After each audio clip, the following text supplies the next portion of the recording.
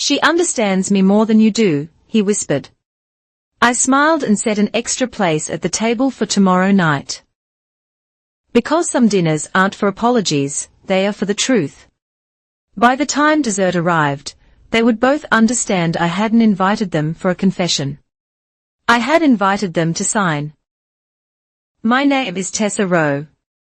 The noise of the Cranewell Ridge Enco Company annual gala felt like a low-grade fever, a persistent hum of forced laughter and clinking glasses that did nothing to warm the cavernous over-conditioned ballroom. I smoothed the lapel of my husband's blazer, a reflex honed over a decade of playing the supportive wife at these functions. He was Graham Pierce, a newly minted investment partner, and tonight was another performance. He was holding court with two junior associates and their spouses, his voice a smooth baritone that commanded attention. I stood beside him, a silent accessory. He paused his story, turning to me with a smile that didn't reach his eyes. You know, he said, his voice loud enough for the small circle to hear, my secretary, Jenna Vale, she understands me more than you do. The words landed in the small clearing of silence he'd created. A beat passed. The junior associates produced brittle, uncertain laughs. Their wives offered sympathetic, fleeting glances in my direction before looking away.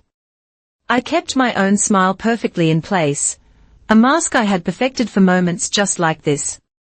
My gaze swept over their faces, cataloguing each flicker of pity, each moment of discomfort. I memorized them all. Earlier, as we'd entered the building, Graham had leaned in, his breath smelling of expensive gin. Just say you work at the hospital, he'd murmured, his fingers pressing into my arm. Don't mention you run the department. It makes people uncomfortable. The stage had been set. My role had been assigned. My phone vibrated in my clutch. I discreetly pulled it out, angling the screen away from the others. It was a message from my chief resident. Pulmonary valve replacement on the 6-year-old went perfectly. Vitals stable. You trained us well, Dr. Rowe. A wave of genuine warmth, of something real, washed over me. I had spent 12 hours today with my hands inside a child's chest, stitching life back into place. That was reality. This gilded cage, this theater of Graham's ambition, was the fiction. The contrast was so stark it was dizzying. I slipped the phone back into my purse and returned my attention to the circle. Just as it was breaking up, Graham turned to me, his duty done. Let's get a drink, he said, draping an arm around my shoulders. As he pulled me closer, a scent that wasn't mine, nor his usual cologne, rose from the fabric of his lapel. It was floral and sweet, something light and cloying. I stiffened for a fraction of a second. A clinical observation logged in my mind. An hour later, as we were leaving, I helped him into his overcoat. A small, stiff piece of paper fell from his jacket pocket onto the marble floor. I bent to retrieve it, a parking validation ticket from our own building's garage. But for level B4, the sub-basement reserved for long-term storage, a place he never used. My thumb brushed over the paper, and felt a waxy residue. I held it under the dim light of a sconce.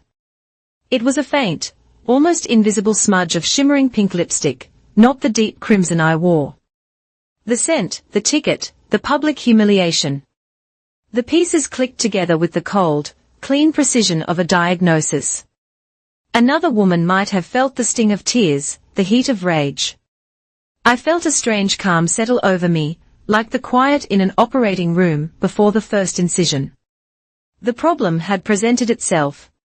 The symptoms were clear. Crying was not part of the treatment protocol. Driving home through the quiet streets of Riverton, with Graham humming beside me, I made a decision. I wouldn't confront him. I wouldn't scream or demand answers. I would be strategic. I would be precise. I would invite them both to dinner. The dissection began the following Monday.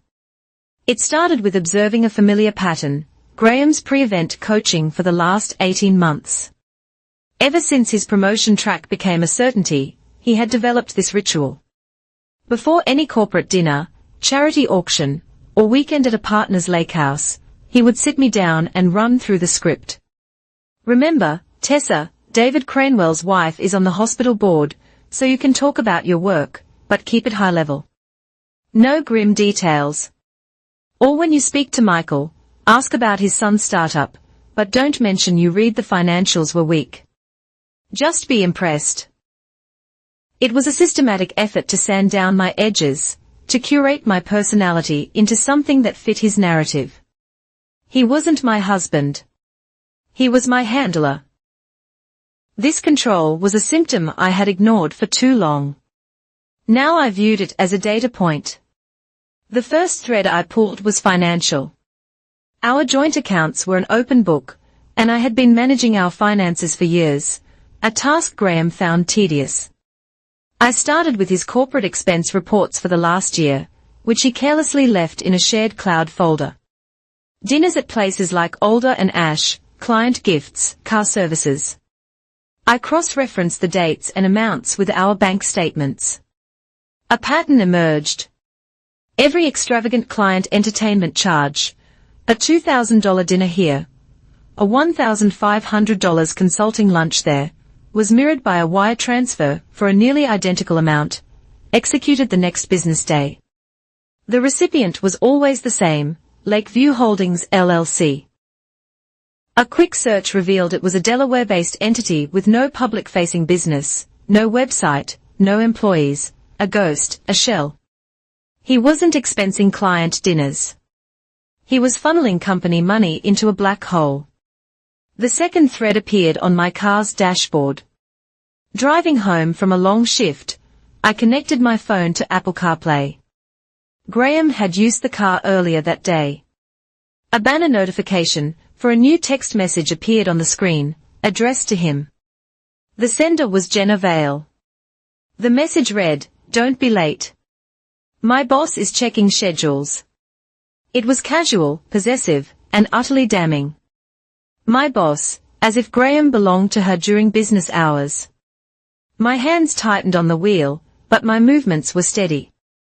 I pulled over, took a clear screenshot with my phone, and saved it to a secure, encrypted folder. The message vanished from the screen a moment later, undoubtedly deleted on his end, but I already had it. That night, I checked his digital calendar, shared with me for convenience. The afternoon in question, previously marked as JV strategy meeting, was now blank. A clumsy attempt to erase a digital footprint.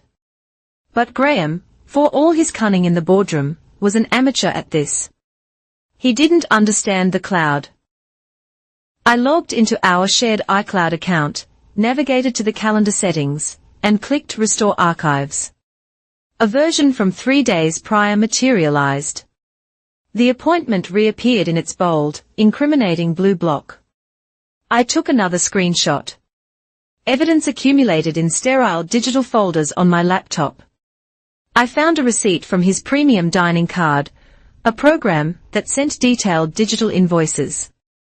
It was for a restaurant called The Perch 2 weeks prior, on a night he claimed to be working late on a quarterly report. The bill was for 2 people, a bottle of Sancerre, 2 orders of the tasting menu, and in the special request section, a note from the reservation, private corner table, extra candles requested. He was romancing her with corporate funds, creating a perfect little world built on lies. It was time for a professional consult. Leah Benton had been my friend since our undergraduate days.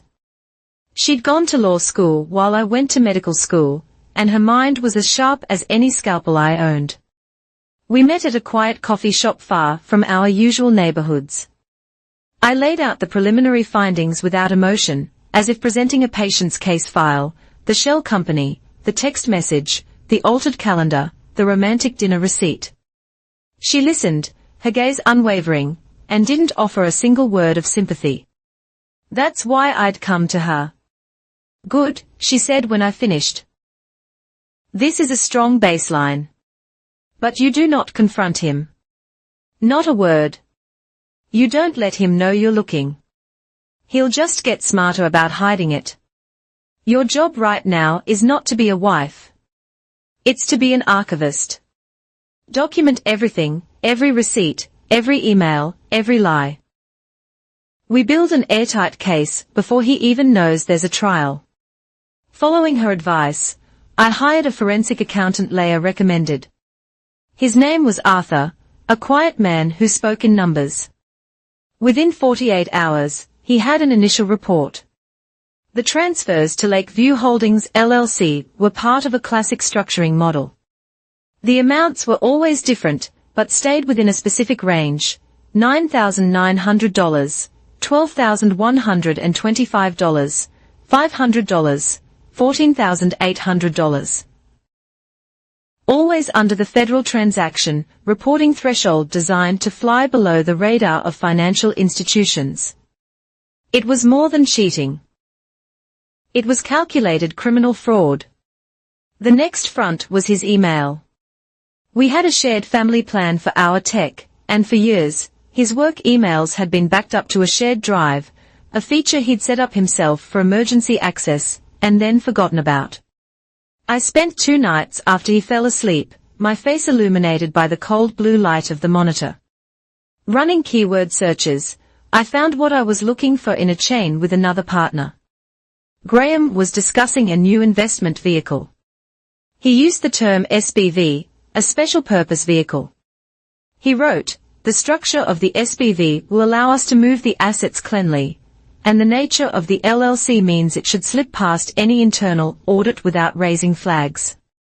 He was using the firm's own strategies to defraud it. The final piece of the diagnosis, the one that confirmed the absolute decay, came from Jenna herself. She had a public Instagram profile. It was filled with pictures of cocktails, sunsets, and motivational quotes. One morning, she posted a photo of a coffee mug on a desk, steam rising from the dark liquid. The caption was simple: "An early start, 7:12 a.m. It was an innocuous, ordinary post, but I had the eyes of a surgeon, trained to see the details others missed. In the curved, reflective surface of the black ceramic mug, a distorted image was visible. I downloaded the photo, opened it in an editing program, and magnified the reflection. It was warped, but unmistakable, the antique brass clock with the Roman numerals that sat on Graham's desk in our home office. He wasn't just sleeping with her. He was bringing her into our house.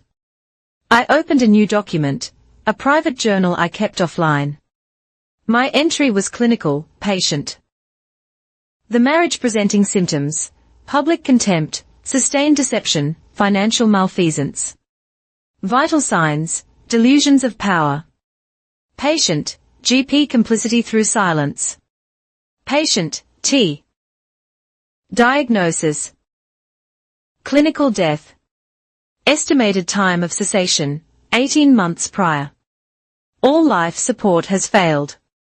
Any further attempts at resuscitation will only prolong the decay of the host organism. The conclusion was inescapable. This wasn't a marriage to be saved. It was a malignancy to be excised cleanly and with overwhelming force. My treatment protocol was no longer theoretical.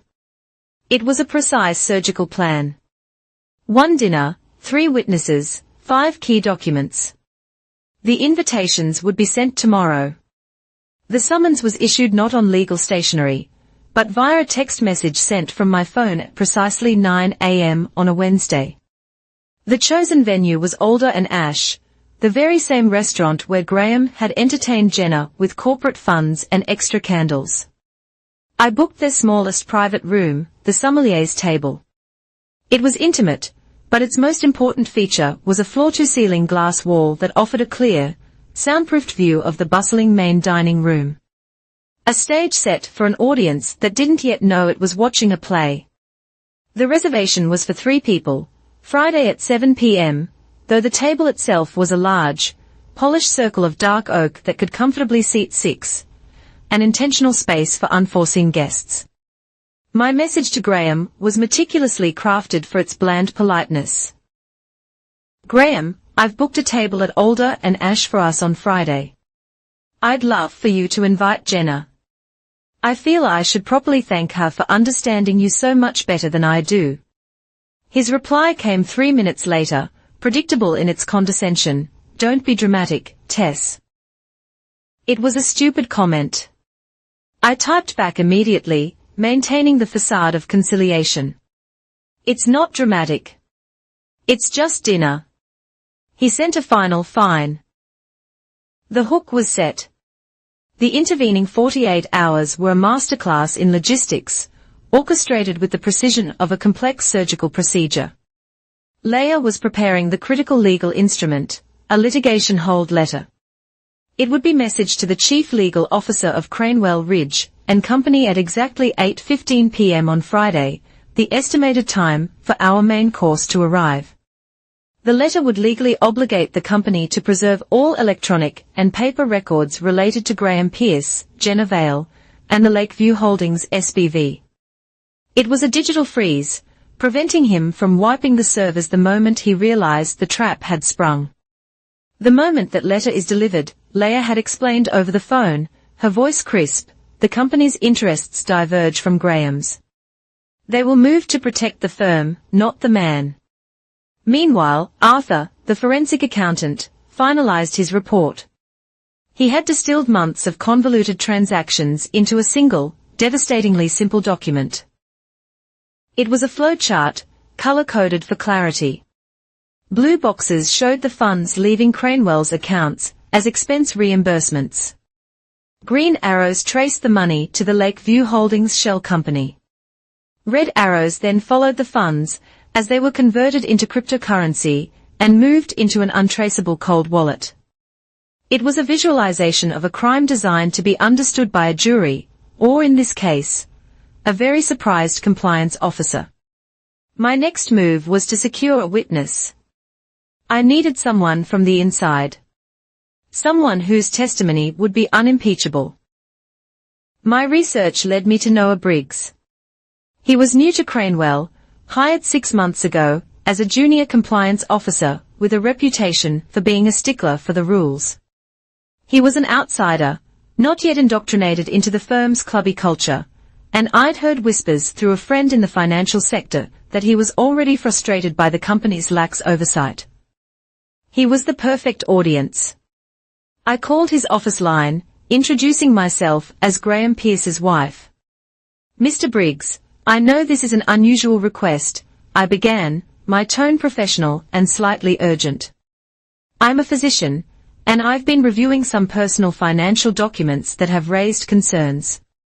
There are investment structures involved that, frankly, are beyond my expertise.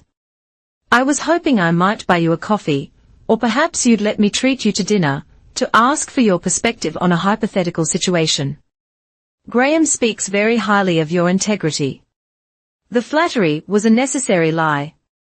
He was hesitant, but the appeal to his professional expertise worked. He agreed to meet. Coincidentally, at Alder and Ash on Friday evening, he would be dining alone at a table adjacent to the private room. On Thursday afternoon, I visited the restaurant. I met with the manager, a poised woman named Ms. Dubois. I explained that the dinner was a sensitive family matter, and that I had security concerns. My requests were specific. I would be placing a small digital audio recorder on my side of the table, accompanied by a discreet, professionally printed sign that read, "Audio recording in progress for personal protection purposes." This ensured its legality. I asked her to personally note the exact arrival times of my 2 guests, and to ensure the CCTV camera covering the entrance to the private room was operational, and its footage from that evening would be saved. She looked at me, a flicker of understanding in her eyes, and agreed without question. That evening, as I was reviewing the final printed copy of Arthur's flowchart, my phone buzzed with a text from a number I didn't recognize. It was a single cryptic line, "Watch out for Jenna. She's carrying his secrets." My blood ran cold. Was it a warning? A threat? Someone else knew. Someone was watching. The message added a volatile, unknown variable to my carefully controlled experiment. I saved a screenshot and deleted the original text. My mind raced through the possibilities. It didn't change the plan, but it sharpened my focus on Jenna. She wasn't just a mistress. She was a liability. The morning of the dinner, I stood before the small jewelry box on my dresser. I looked at the platinum band and the solitaire diamond that had lived on my left hand for 10 years with deliberate slowness. I twisted the rings off my finger. They felt strangely heavy. I didn't place them in the box. Instead, I dropped them into the zippered side pocket of my leather clutch. This wasn't a gesture of finality. Not yet. It was a practical measure. My hands needed to be free to handle the documents that would soon lie on the table. My final preparation was one of pure stagecraft. I emailed the older Anish prefix menu to Graham, with a copy to Jenna at her work address. Thought we could decide ahead of time to save time, I wrote. I've already chosen our dessert, the baked Alaska flambe for 2. A spectacle. A ball of ice cream encased in meringue, doused in rum, and set ablaze at the table. A perfect, dramatic punctuation mark for the evening I had planned. The clock on the wall ticked with an unnerving loudness. Every document was printed. Every witness was in place. Every legal trap was set. My clutch bag sat on the hall table. No longer a fashion accessory, but an evidence locker containing a flowchart of fraud, screenshots of lies, and the cold, hard weight of 2 wedding rings. The countdown had begun. T-minus 24 hours. The day before the dinner, the universe decided my carefully constructed plan was too small. The first tremor came as a phone call from a number I recognized but hadn't used in months. Marina Cole. Her husband, Ben, was a senior partner at Cranewell, a man Graham both admired and feared. We weren't friends, merely members of the same silent sorority of corporate wives, smiling through tedious galas and feigning interest in golf scores. Tessa, it's Marina. Her voice was low and tight, stripped of its usual breezy social cadence. I have to ask you something, and I need you to just listen. Ben's been different, distant, and Graham has been calling him at all hours. Last night, Ben left his laptop open. I saw an email from Graham. The subject was Vegas Singapore Bridge. I held my breath, my mind racing. Bridge financing was common, but the Vegas-Singapore corridor was notorious for capital flight and discrete transactions. It made no legitimate sense for a domestic investment firm. The body of the email was just one line. Marina continued, her voice trembling slightly. It said, the architecture is sound. We move the pension surplus through the SPV next week. Tessa, what is the pension surplus? What is he doing? The phone felt like a block of ice in my hand. He wasn't just stealing from the company's expense account. He was planning to raid the employees' pension fund. The scale of his greed was breathtaking. It was a betrayal so profound it transcended infidelity. Marina, I can't explain right now, but you did the right thing by calling me, I said, my voice calm and even, the way it is when I have to deliver a grim diagnosis. Do not speak to Ben about this. Do not let him know you saw it. Can you send me a screenshot of that email? A discreet one, then delete it from your phone. She agreed, her relief palpable. The call ended, and a moment later, the image of the email appeared on my phone. It was the keystone. I immediately created a new encrypted group chat. I added Leia first, then I sent an invitation to Marina. I named the group Thursday Room. Leia's first message appeared instantly, Tessa, what is this? Who is Marina Cole? I uploaded the screenshot of the email. A long pause followed. Then Leia's response. Okay, I understand. Everyone in this chat communicates only on my instruction. Everything is privileged. Proceed. That email seen by another woman. Open the floodgates. My personal grievance was now a conspiracy, and our small room of 2 was about to get crowded. Leah suggested we needed someone on the inside, someone in accounting.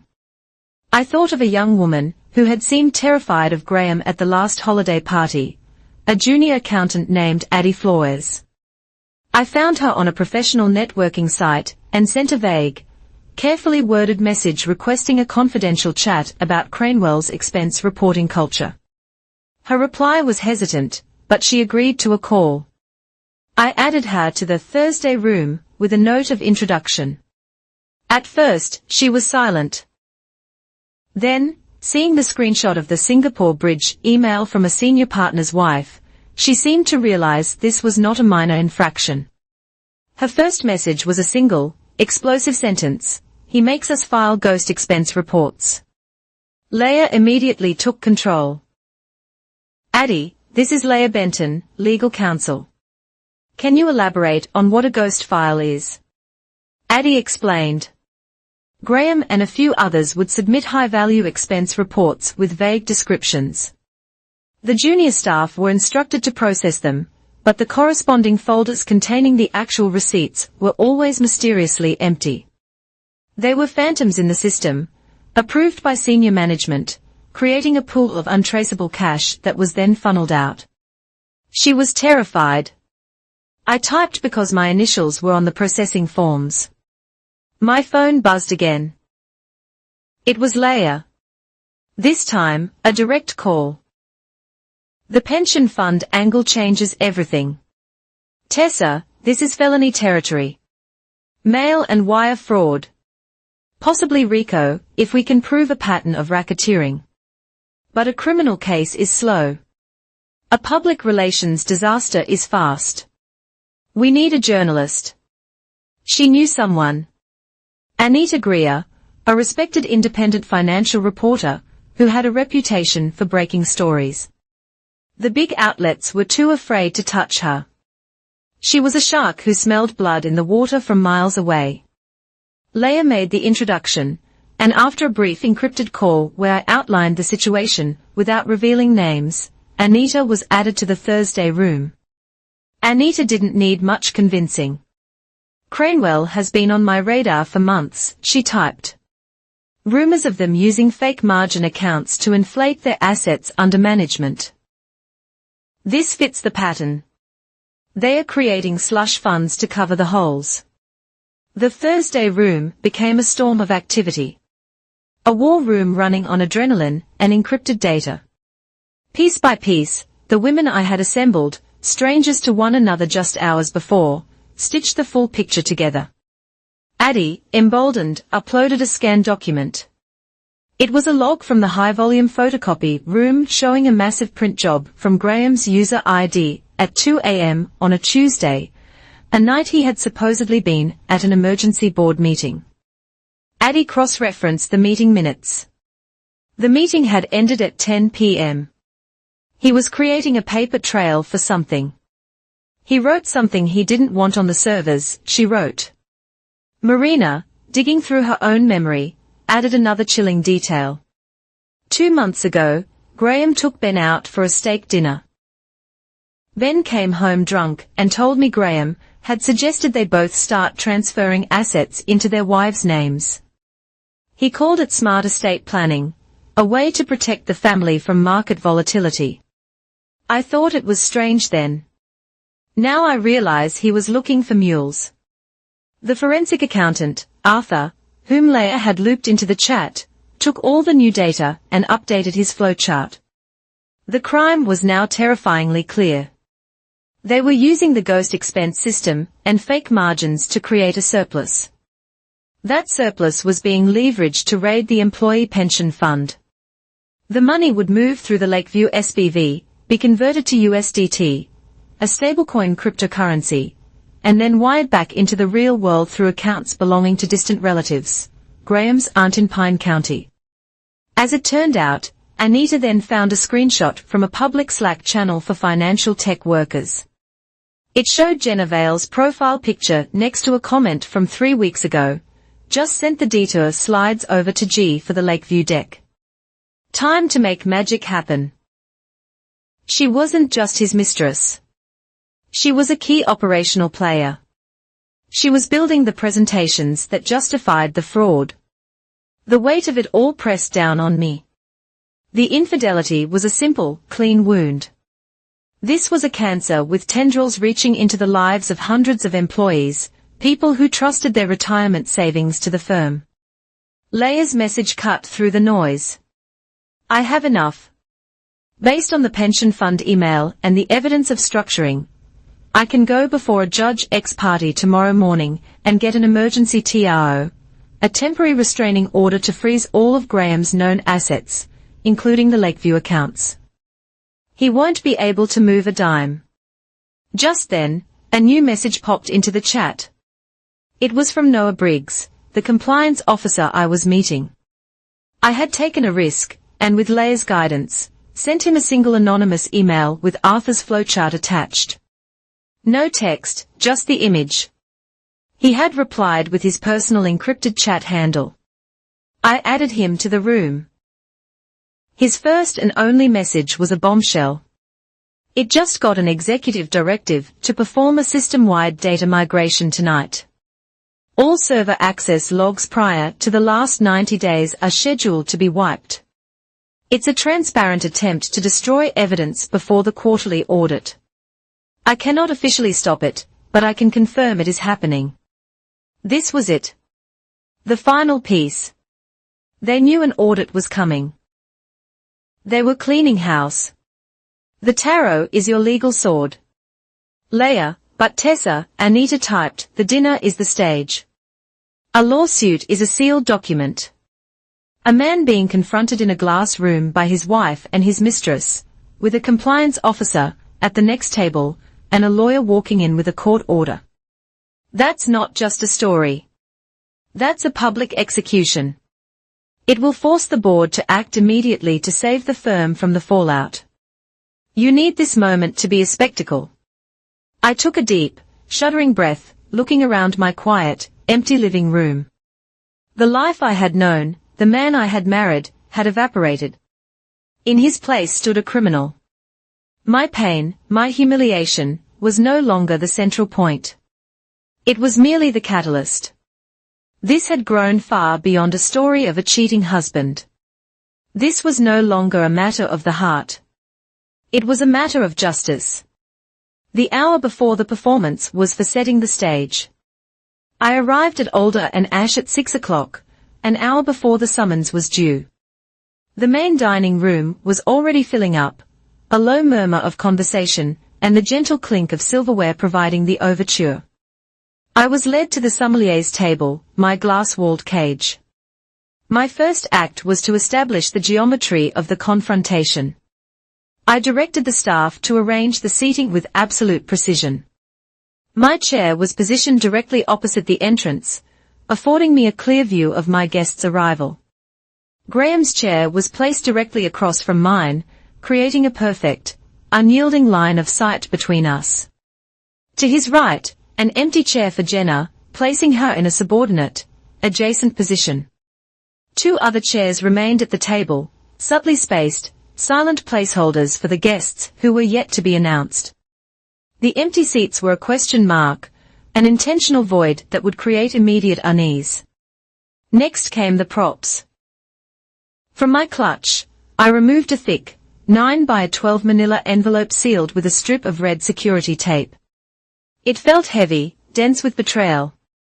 Inside rested Arthur's color-coded flowchart of financial malfeasance, a high-resolution print of the lipstick-stained parking ticket from level B4, and a screenshot of Jenna's text message from my CarPlay screen.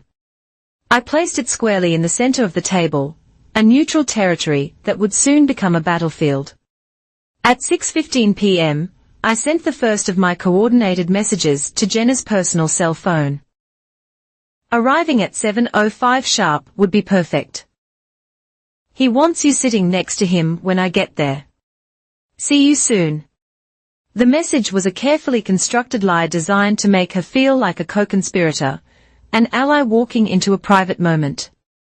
It would ensure she arrived slightly after Graham, flustered and eager to please him. 2 minutes later, a different message for Graham. I invited Jenna, because I'm ready to understand you better. I hope that's okay. It was bait cloaked in the language of marital therapy. It gave him the illusion of control, the belief that this was his victory, his chance to manage his two worlds. As I worked, the manager, Ms. Dubois, entered as promised. Her staff hung a large, elegant clock with a sweeping second hand on the wall inside the private room, citing a request from a previous party for time-sensitive negotiations. Its ticking was a quiet metronome counting down to the detonation. At 6:30 p.m., my support team arrived, taking their places in the outer theater. Leia, Anita, and Noah entered separately. Leia, in a sharp dark blazer, looked every bit the formidable attorney she was. Anita, with the restless, observant eyes of a journalist, scanned the room as she Saturday. Noah, looking younger than I expected, had a tense, rigid posture that radiated integrity. They took a table for 4 in the main dining room, one with a perfect, unobstructed view through the glass wall into my private stage. They were my surgeons, my press corps, my regulators, watching from the gallery. They did not look at me, but I felt their presence like a shield at my back. The centerpiece was next. I retrieved a small polished mahogany box from my bag. It was our wedding keepsake box, where we were supposed to store mementos. I placed it on the table to the left of the sealed envelope. The contents were simple, symbolic, and devastating. Inside, nestled on a bed of black velvet, was the master key to our family safe deposit box, a place Graham believed I had never accessed. Beside it lay a single USB drive, its port sealed with the same red security tape as the envelope. The key represented the domestic trust he had shattered. The USB contained the digital ghost of his crimes, the restored calendar, the emails about the SBV, the damning photo of Jenna's coffee cup. I took out the small black digital recorder and placed it beside my water glass. I pressed the record button. A tiny, unapologetic red light blinked on, steady and bright. Next to it, I propped the small engraved sign, audio recording in progress for personal protection purposes. This was not an act of espionage. It was a formal deposition. The lead waiter entered, and I gave him his final, critical instruction. The dessert, I said, my voice low and clear. The baked Alaska flambe. It is to be brought out, ready to be lit, at the precise moment you see the woman sitting in this chair. I gestured to Jenna's empty seat. Experience a visible emotional shift, a change in her facial expression. Not a second before, not a second after. He nodded. Understanding this was more than a culinary request. It was a theatrical cue. To confirm the last piece of my environmental control, I caught Ms. Dubois' eye and gestured toward a large party, being seated across the main dining room. I believe it's their father's 80th birthday, I said innocently. Would it be possible to test the house microphone to ensure it's working for their speeches later? She obliged, and a moment later, her voice filled the restaurant, crystal clear, testing. 1, 2, 3. The acoustics were perfect. If necessary, my private hearing could go public with the push of a button. At 6:50 p.m., 10 minutes to showtime. The stage was set. The lighting was low. The props were in place. The audience was seated. I sat alone in the silent, glass-walled room, a specimen under observation. I sent my last text to Graham, don't be late. Tonight, I'm listening. I folded my hands on the cool, dark wood of the table. My pulse was as steady as a cardiac rhythm monitor. I took a slow, deep breath and practiced my opening line in a whisper, letting the words settle in the charged air of the room. We are having dinner so no one has to lie anymore. Graham arrived first at 6:58 p.m., punctuality being a virtue he prized in others. He strode into the glass-walled room with the proprietary air of a man who believed the world was his boardroom. He was wearing a dark, impeccably tailored suit, a uniform of power that suddenly looked like a costume. He scanned the table, the empty chairs, the sealed envelope, the mahogany box, and a flicker of annoyance crossed his face. This was not the simple, capitulatory dinner he had envisioned. "What is all this, Tessa?" he asked, his voice a low reprimand. "A bit theatrical, don't you think?" "I thought we could use a change of scenery," I replied, my voice perfectly level. He sat opposite me, the long oak table a stark no-man's land between us. At precisely 7:05 p.m., as orchestrated, Jenna appeared at the entrance. She was wearing a cream-colored sheath dress, an outfit chosen to look professional yet soft, approachable. Her eyes immediately found Graham, a reflexive magnetic pull, seeking his lead. He gave a slight, almost imperceptible nod toward the chair to his left, and she moved to it, a satellite taking its place in a familiar orbit. She offered me a tight, nervous smile. "Hi, Tessa. Thanks for having me." The waiter appeared, a silent, ghost-like presence. We ordered drinks, a scotch for Graham, a Pinot Grigio for Jenna, and a flat water for me. I needed my mind to be a blade. When the drinks arrived, I raised my glass of water. "I'd like to make a toast," I said, my gaze holding both of theirs. "To understanding." I took a small sip. Jenna raised her glass hesitantly. Graham let out a short, humorless laugh, a burst of static. "Don't be dramatic," he said, shaking his head as he took a large swallow of his scotch. "You made your point. I'm here. She's here. What do you want?" Instead of answering, I placed my hands on the polished mahogany box. It was cool to the touch. I pushed it slowly across the table until it rested in the space between them. "This is for you," I said, my voice quiet, forcing them to lean in slightly to hear. "Inside is the thing you've been hiding, Graham and Jenna. Inside is the thing you don't want to know." Graham scoffed, leaning back in his chair with an air of dismissive arrogance. "I'm not playing games, Tess." But Jenna's curiosity, or perhaps her anxiety, got the better of her. Her eyes were fixed on the box. After a moment of hesitation, her hand trembled as she reached out and lifted the heavy lid. The contents lay stark against the black velvet. The gleaming safe deposit key, the USB drive sealed with red tape. There was no immediate recognition on her face, only confusion. But Graham knew. The blood drained from his face, leaving a sickly, pallid mask. His manufactured confidence shattered like glass.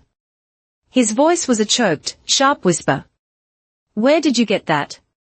I met his panicked gaze without flinching. "From the back of your sock drawer," I said, letting the domestic simplicity of the location sink in. "From the small cedar box you told me, on the day we moved into our house, was full of your late father's things, and that I should never, ever open it."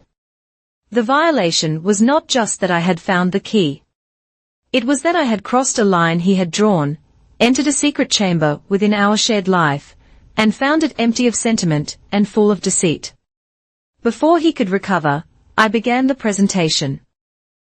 My tone was conversational, as if discussing a mildly interesting medical case. "I've been reviewing our finances." An entity called Lakeview Holdings LLC kept appearing. "I'm sure you are both familiar with it." I paused, looking at Jenna, who now seemed to shrink in her chair. On 3 separate Thursdays over the last quarter, large sums of money were wired to that account from Cranewell. The amounts were always just under the federal reporting threshold. From there, the money was moved into a cold wallet, a cryptocurrency account, untraceable. "This is insane," Graham sputtered, finding his voice, though it was now brittle with fury. "You're making things up. You've gone crazy." Have I? I reached for the thick manila envelope, my fingers calm and deliberate. I didn't open it. I simply let my fingers rest on it. Let's talk about something less abstract, something more tangible. I shifted my gaze to Jenna. Her face was pale, her eyes wide with a dawning horror. You posted a photo on your Instagram account 2 weeks ago. A cup of coffee. The caption was an early start, 7:12 a.m. Jenna nodded mutely, confused. It was a lovely photo. I continued, but the mug was very dark, very reflective. If you magnify the reflection, you can just make out the brass clock with the Roman numerals that sits on my husband's desk in our home office. Graham froze, his glass halfway to his lips. Here's the interesting part, I said, sliding a single piece of paper from under my placemat. It was the parking ticket from the B4 garage level. This is a validation ticket from our building's garage for the same morning. The timestamp is 7:04 a.m. The car's license plate is visible. And right here, I tapped a spot on the paper, is a faint smudge of pink lipstick. The exact shade you're wearing tonight. The color completely vanished from Jenna's face. She began to tremble, a fine, uncontrollable shudder. She looked at Graham, her eyes pleading for an explanation, for a lifeline. You said it was for safekeeping, she whispered, the words barely audible. You said you were holding some files, some cash for a client. You said it was for safekeeping. I leaned forward, my voice dropping to a clinical, piercing quiet. Jenna, I asked, are you sure it was for safekeeping, or was it for money laundering? The word hung in the air, sucking the remaining oxygen from the room. That was the cue. Jenna's face crumpled, a visible shattering collapse of her composure. Across the dining room, I saw the lead waiter, who had been watching intently, give a subtle nod and begin to move. Graham shot to his feet. This is over, he snarled. This is a pathetic, ridiculous ambush. Sit down, Graham, I said, my voice still quiet, but now laced with steel. As he remained standing, I made my move. I subtly adjusted my water glass, shifting it 2 inches to the right. It was the signal. From the corner of my eye, I saw her, a woman in a dark blazer, rising from the table in the main dining room. Leia. She moved with an unhurried, implacable purpose, her heels clicking softly on the stone floor. She opened the door to the private room without knocking and stepped inside, closing it gently behind her. The ambient noise of the restaurant was instantly sealed out, leaving us in a vacuum of pure tension. Graham and Jenna stared at her, utterly bewildered. Leia did not look at me. She addressed them directly, her voice calm and professional. Mr. Pierce, Ms. Vale, my name is Leia Benton. I am Ms. Rowe's legal counsel. The presence of a lawyer. The formal introduction stripped away the last pretense of this being a domestic dispute. Graham's face, already pale, turned ashen. Jenna looked as if she might faint. Leia came to a stop just beside my chair by the window. I could see the reflection of Anita and Noah, still at their table, watching, observing, 2 silent jurors. I looked from Graham's stunned face to Jenna's terrified one. The appetizer had been served. Tonight, I said, my voice clear and final in the ringing silence, you have a choice. You can either explain the contents of this envelope, I tapped the sealed manila folder, the repository of his crimes, or you can corroborate them. The silence in the room was a physical weight. Graham, still standing, looked from Leia back to me, his face a mask of disbelief and rage. Jenna was a statue, her hand still resting on the open mahogany box, her eyes wide and vacant. My ultimatum hung in the air, explain or corroborate. It was Jenna who broke first.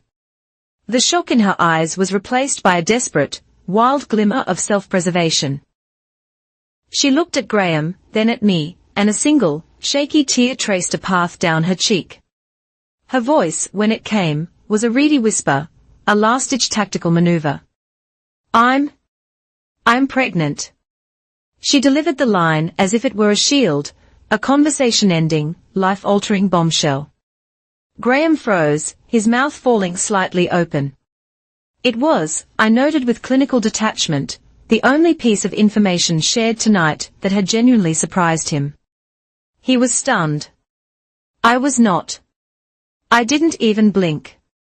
Before the echo of her words had faded, Leah took a step forward and placed a single folded piece of paper on the table beside Jenna's trembling hand.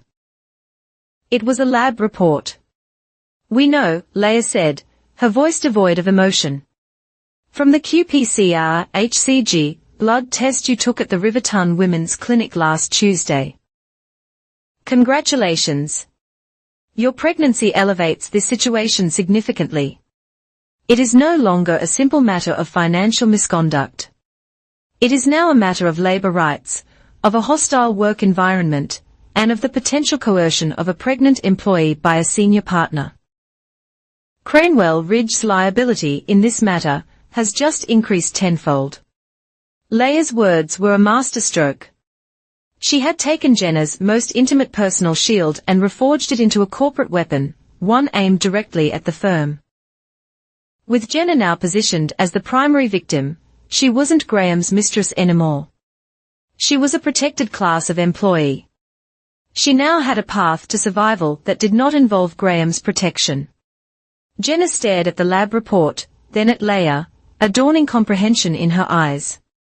The choice I had given her, explain or corroborate, had just been given a third option, escape.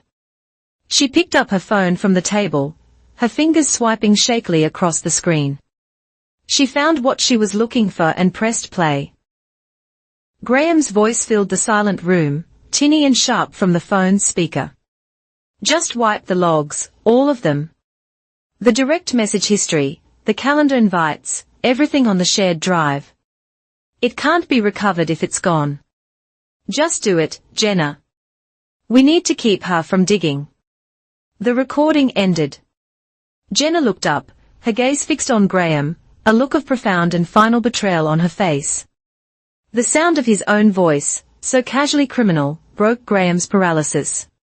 He spun on Jenna, his face contorted in a snarl of pure fury. You recorded me, you stupid little fool. After everything I did for you, you got a cut. It was a fatal, unforced error. A confession shouted in a soundproofed room, with a lawyer present and a red recording light blinking steadily on the table. Leah's lips curved into the faintest of smiles. She made a small note on a pad she had produced from her briefcase. A cut of what precisely, Mr. Pierce? Leah asked, her tone dangerously mild. While he was still reeling, I reached for the USB drive from the mahogany box. I unsealed the red tape, inserted it into a slim tablet I pulled from my clutch, and turned the screen to face Graham. On it was an Excel spreadsheet, a reimbursement request form, meticulously detailed. It listed expenses for a client acquisition project totaling over $50,000. The funds were to be paid to a consultant. The beneficiary name listed on the payment authorization line was Daniel Pierce, his younger brother. This is the document you printed at 2 a.m., Graham, I said softly. A fake reimbursement sheet to pull even more money out. This time using your own brother as the mule, but you made a mistake when you created the PDF to send for approval. You left Jenna's user ID and the metadata as the document author. Jenna gasped, finally understanding. She saw it all in that moment, the shell company in her name, the fake author ID on the fraudulent documents, the cash she was told was for safekeeping. She wasn't his partner. She wasn't even his mistress. She was the firewall. She was the designated point of failure, the one who would take the fall when the entire rotten structure came crashing down. At that moment, a soft knock came at the door. Before I could answer, it opened.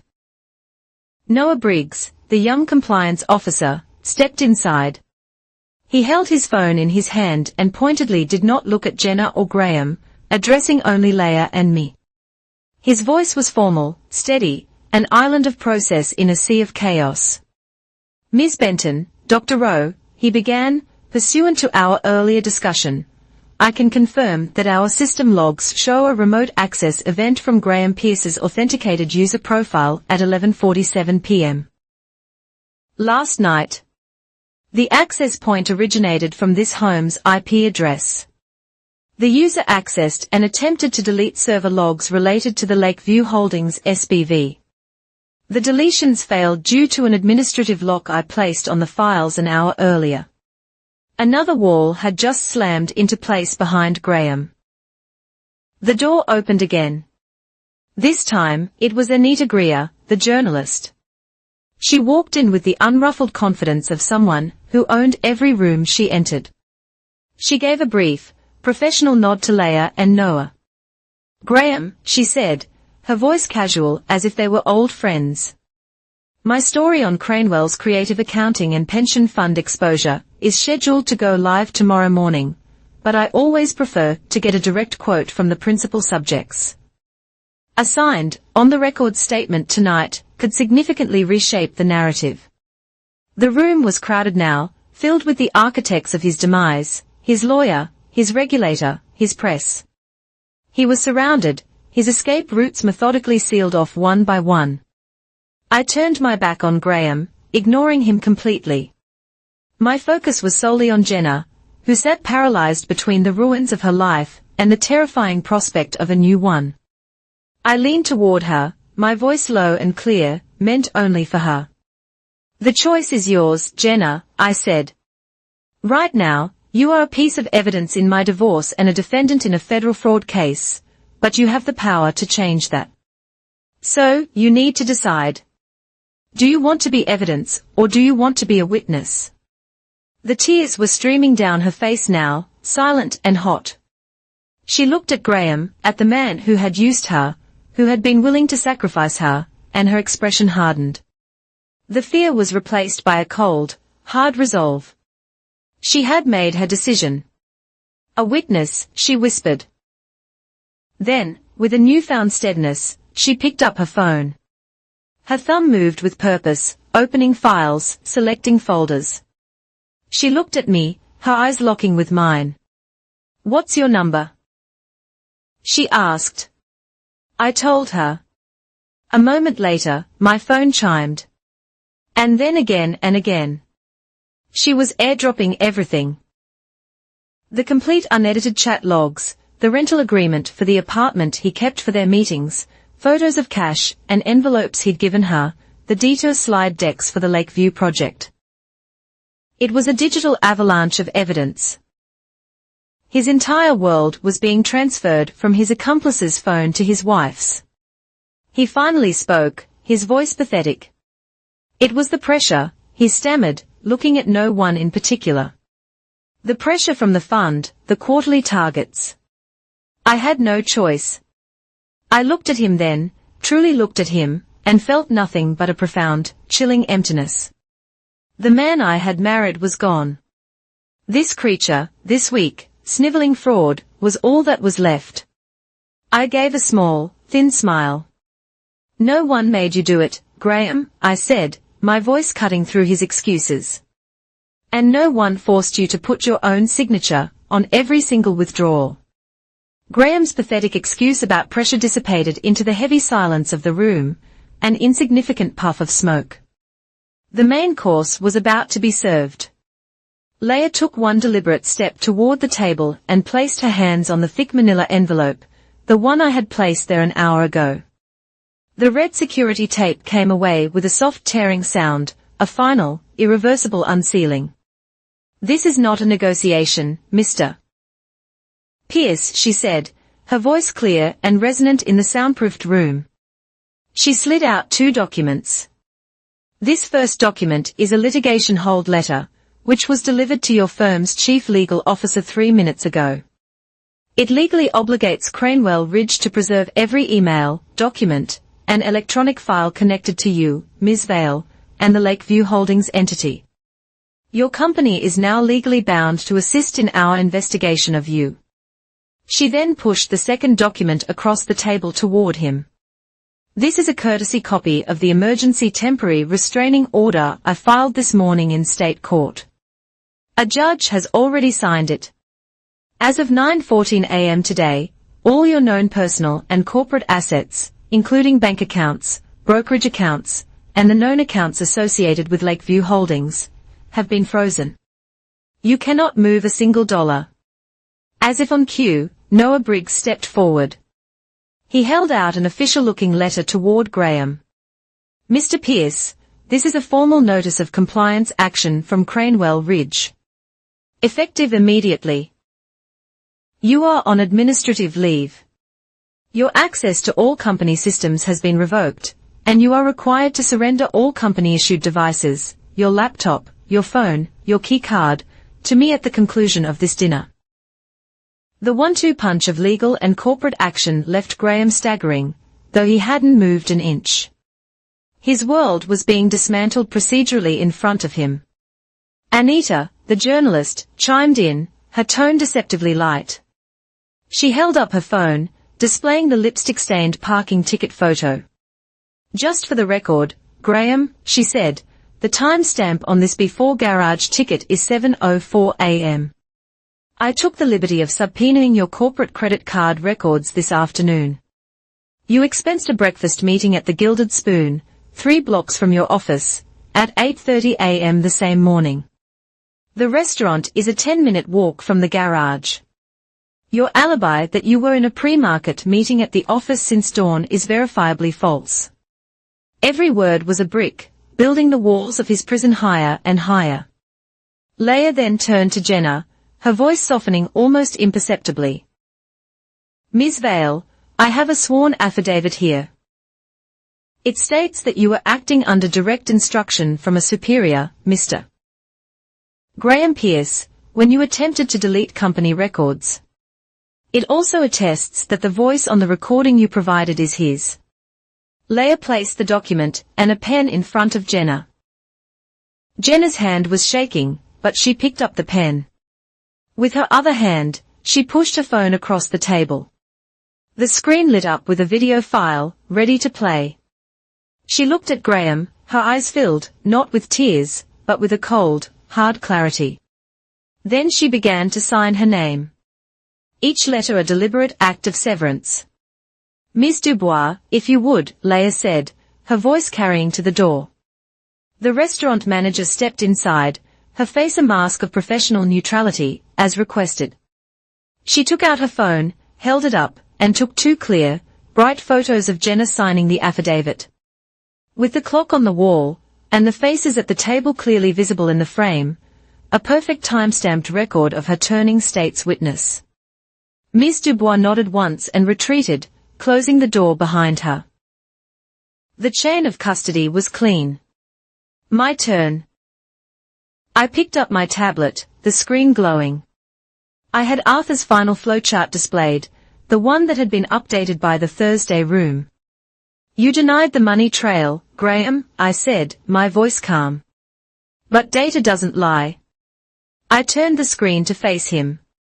The diagram was brutally simple. Blue boxes from Cranewell, green arrows to Lakeview, red arrows into the crypto wallet, and then a new set of black arrows tracing the funds back out. The final destination was a box at the very bottom of the screen containing a single name and an address. The money didn't just vanish into the digital ether. It was systematically wired back into a savings account at a credit union in Pine County, an account belonging to your Aunt Mildred. That's a fabrication. It's a lie. He finally roared, his voice cracking with desperation. He pointed a trembling finger at me. You faked that. You've been plotting this, faking documents. Leah didn't miss a beat. She pulled her own phone from her pocket and placed it on the table. It displayed an email. This is a chain of communication restored under a court order I obtained yesterday between you and the branch manager of the Pine County Credit Union, she said. In it, you identify yourself as your aunt's financial advisor and authorize the wire transfers out of her account and into your own offshore vehicle.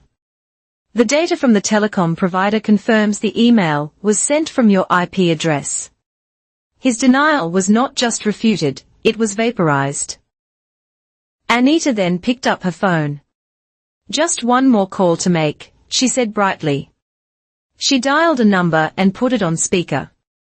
A pleasant, automated female voice filled the room. "Thank you for calling the Cranewell Ridge Employee Pension Fund Services line, managed by Apex Trust Bank. For account balances, press 1. For transaction history, press 2.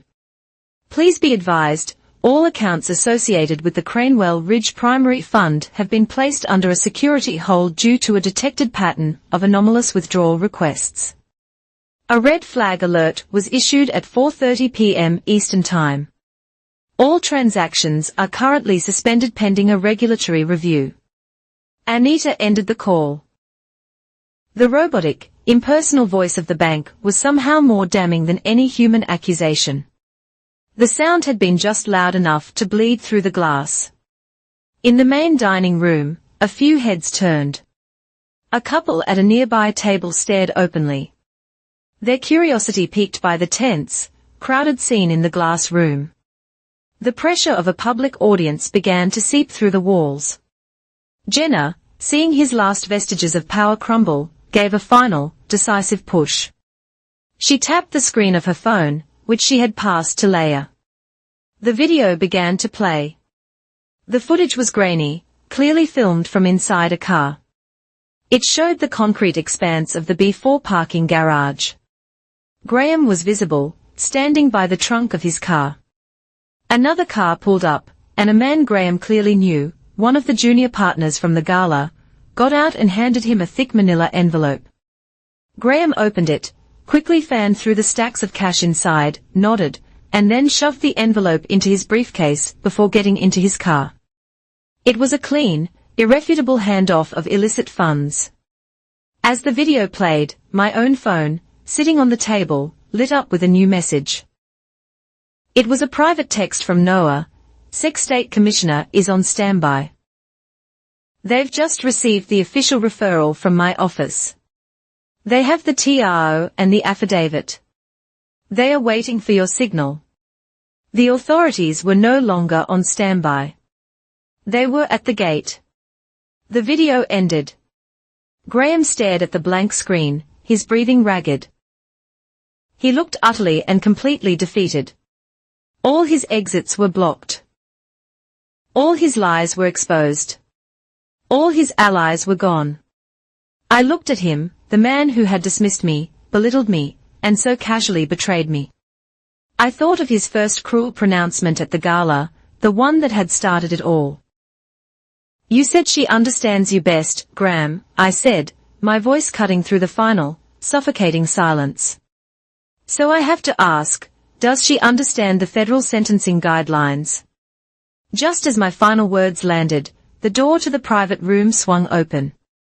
The lead waiter entered, his face impassive. He was followed by another who carried a silver tray bearing a large, domed confection of white meringue. It was the baked Alaska flambe. They placed it in the center of the table with practiced ceremony, directly beside the damning manila envelope. The waiter held up a small copper ladle filled with dark rum. "With the chef's compliments," he said, his voice neutral. He warmed the rum over a small flame. Then, with a flourish, poured the liquid over the meringue. He struck a long match, a whoosh of air, and the dessert erupted in a column of blue and orange flame. The fire danced and writhed, a living, breathing thing in the center of our sterile, silent tableau. It cast flickering, ghoulish shadows across the room. I watched the flames reflect in Graham's wide, terrified eyes. Beads of sweat glistened on his forehead, each drop a tiny, distorted mirror of his own immolation. He was being figuratively burned at the stake, and the spectacle was his dessert. Through the shimmering heat, Leia calmly slid a new document in front of him. It was a single page. "This is the proof of service for the temporary restraining order. Mr. Pierce, I just need you to sign here to acknowledge you have received it. Your signature does not indicate agreement, only receipt. He stared at the paper, as if it were written in a foreign language.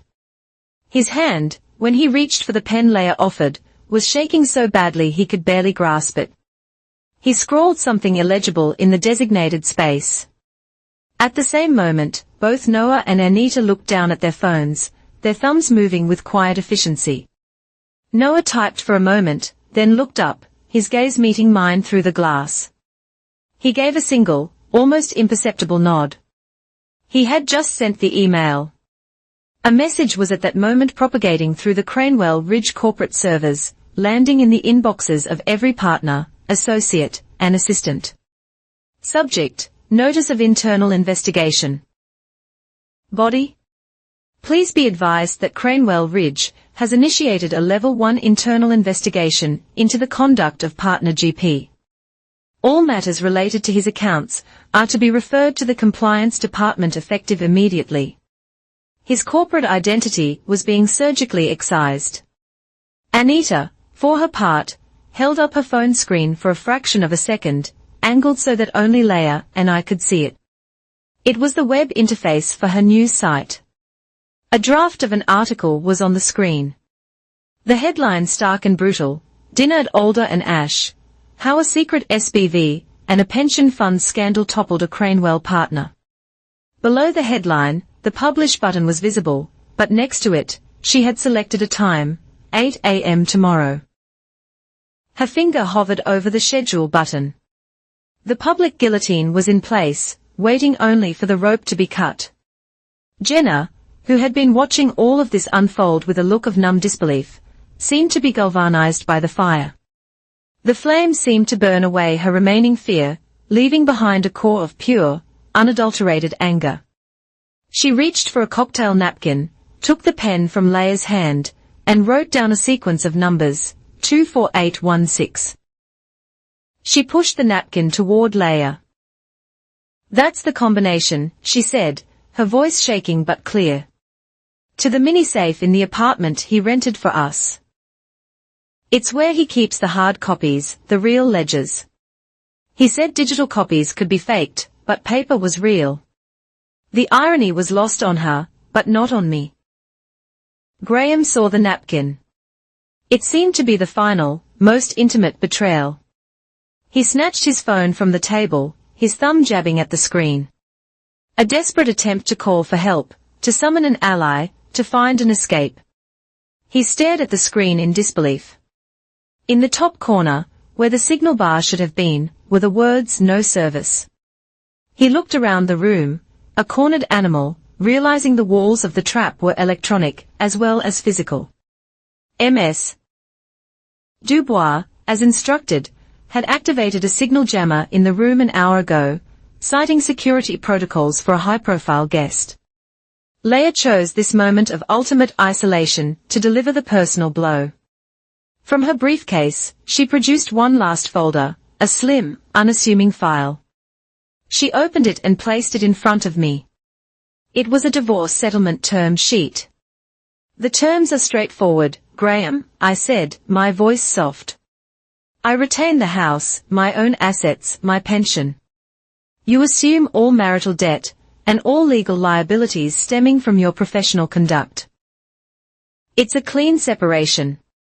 He looked at the document, then at me, and a wretched, broken sound that might have been a laugh escaped his lips. You think after all this I'd sign that? I don't expect you to, I replied, my voice even. I made no move to push the document closer to him. It's not an offer. It's a statement of fact. A preview of the default judgment you'll receive when you're in no position to contest it. I was not negotiating. I was simply reading the post-mortem report. Time was my ally now, not his. My phone, lying face up on the table, vibrated. The screen lit up with a text message. It was from a blocked number, the one Leia had arranged for her contact in the State Attorney General's office. The message was 5 words long. Enforcement team is 4 minutes out. The flames on the dessert began to die down. The blue light fading, leaving only the smell of burnt sugar and alcohol in the air. The spectacle was ending. The consequences were arriving. I reached for the wine bottle and poured a small amount into Jenna's glass. She looked up at me, her eyes red-rimmed but resolute. "Your part now," I said quietly, "is to live, to raise your child, and to tell the truth." Graham's head snapped up. He stared at me, his face a ruin of sweat and despair, the full, comprehensive nature of his destruction finally seeming to land on him. "You destroyed my life," he rasped, the words thick with useless venom. "You've destroyed everything." I looked at him, at the hollowed-out shell of the man I had once loved, and I felt a profound sense of clarity. "No, Graham," I replied, my voice steady, clear, and loud enough for the small red light on the recorder to catch every syllable. "I didn't destroy your life. I just removed the mask you were forcing us all to wear." As the words settled in the silent room, the door handle turned. The door to the sommelier's table opened a crack, just wide enough to see the shapes of two men standing in the doorway. They wore dark coats, their forms silhouetted against the bright, oblivious chatter of the main dining room. They were not waiters. They were not guests. They stood at the edge of the glass, waiting. The two men in dark coats stepped fully into the room, their movements economical and unnervingly calm. They were followed by a woman in a severe grey suit who carried a leather portfolio. They did not look at Graham, Jenna, or me. Their focus was on the scene itself, the evidence on the table, the arrangement of the players. One of the men addressed Leah. "I'm Investigator Miller, State Attorney General's office.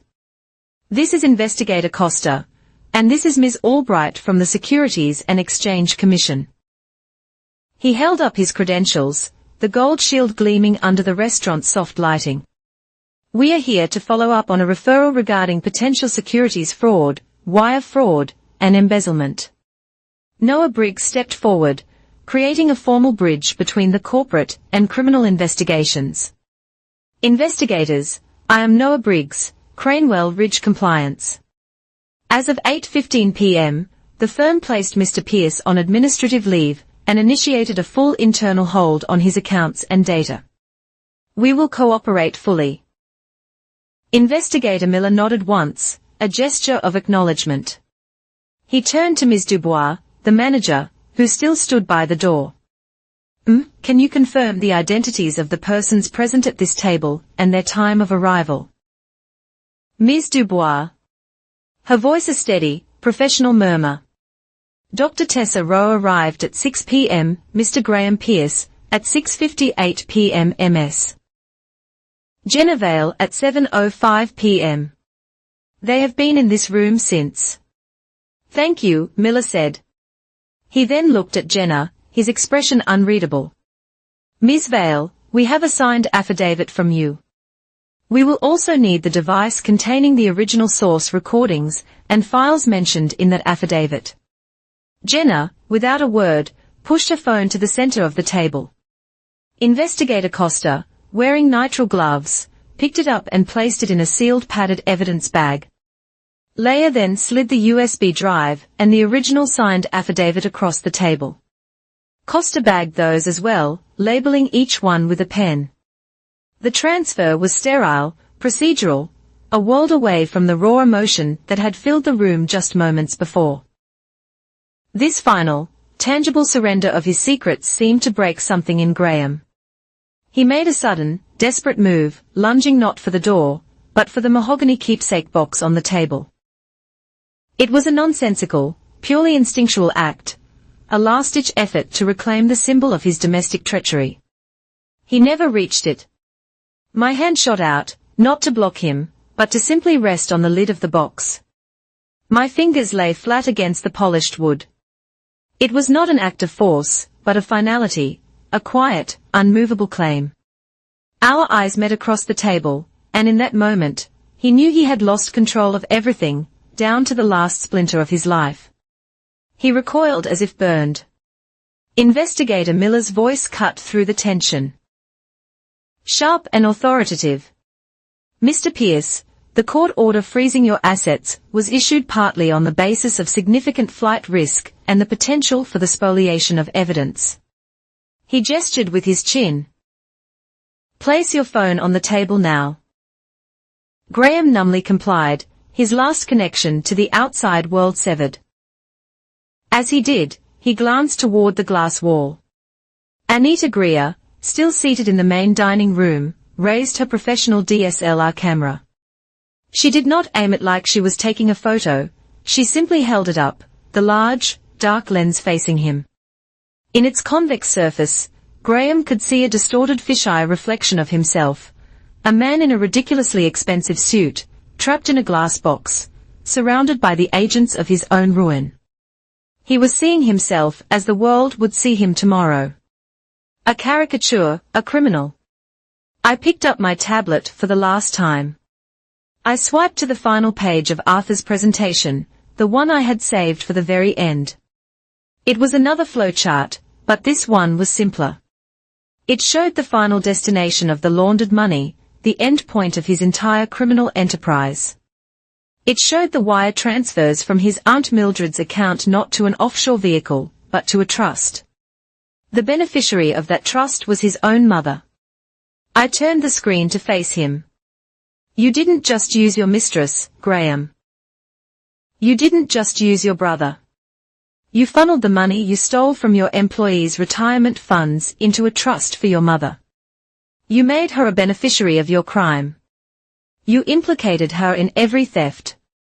A strangled sound escaped his throat. This, I knew, was the deepest cut. His carefully cultivated image of the good son, the successful provider, was the cornerstone of his entire identity. I had just taken a sledgehammer to it.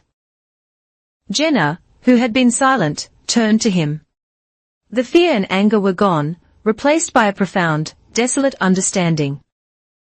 I understand you now, Graham, she whispered, her voice just loud enough to be heard over the ticking of the clock on the wall. I finally understand who you really are. He flinched as if she had struck him. He looked at me, his eyes begging, searching for some long-extinguished ember of the life we once had. His voice was a ragged, broken plea. Tessa, please. I picked up my glass of water. The small red recording light was still blinking, a faithful, silent witness. I looked directly at him, at the wreckage of the man I had built a life with, and I spoke. My voice was slow, clear, and perfectly steady, measured for the microphone and for posterity. I invited you and the person who understands you best here, so you would both understand me. I took a small sip of water, a deliberate theatrical pause. I don't stitch back together what was intentionally torn apart. As my last word fell, a new sound pierced the insulated quiet of the room. It started as a distant cry, then grew rapidly louder, the unmistakable rising and falling wail of a siren, then another. They were close. A strobe of flashing red and blue light swept across the glass wall, painting our faces in frantic, alternating colors, then swept away, only to return again. Investigator Miller took a pen from his pocket with a sharp, final tap. He struck the sealed manila envelope containing the evidence. Tap, tap. It was the sound of a gavel falling. He turned to Graham. Graham Pierce, you are under arrest.